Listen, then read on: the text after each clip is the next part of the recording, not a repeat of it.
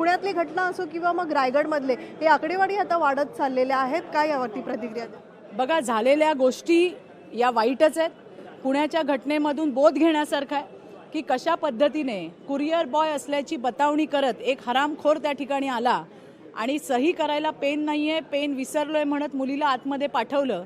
ती आतमध्ये गेली, तिला माहीत नव्हतं की पुढे काय होणार आहे आणि त्याने आत येऊन दरवाजा बंद केला, स्प्रे मारला तिच्या चेहऱ्यावर आणि तिला बेशुद्ध केलं, अत्याचार केला गेला.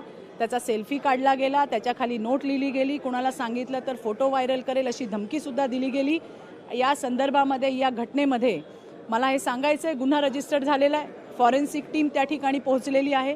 काही तासांमध्ये किंवा फार फार पुढल्या 1-2 दिवसामध्ये हा हरामखोर जो कोण आरोपी आहे तो पकडला जाईल, हा मला विश्वास आहे. की महिला अत्याचारांच्या केसमध्ये फॉरेन्सिकचे एव्हिडन्स अतिशय महत्त्वाचे मानले जातात की ज्यामुळे आरोपीला कुठल्याही पद्धतीची त्यातून सुटका होऊ शकत नाही आणि ते दर्जेदार करायचं काम हे देवाभाऊने त्या ठिकाणी केलंय.